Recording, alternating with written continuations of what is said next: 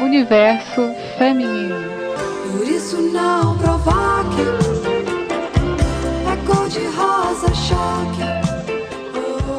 Vamos falar de tendência, das cores de cabelo dessa estação, dicas de qual cor de cabelo combina com você, curiosidades e, claro, sem esquecer do horóscopo. Amigas, para essa estação, os cabelos devem ter tons mais suaves, sem muito contraste entre a raiz e as pontas. As mechas californianas, por exemplo, devem ficar de lado e dar lugar a louros mais frios.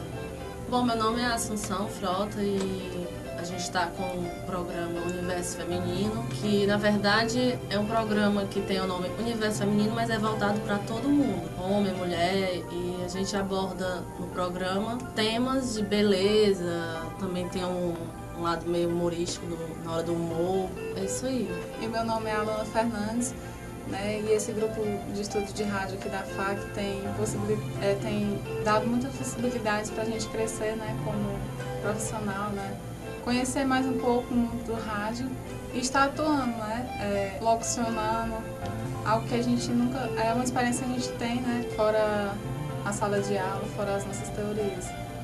Com a ajuda do Ricardo e da Aline, a gente está conhecendo cada vez mais esse universo assim, do rádio, né, e o nosso programa é, como ela falou, né, aborda o universo feminino, mas também voltado para uma linguagem assim, jovem, para que todos os alunos da FAC possam escutar.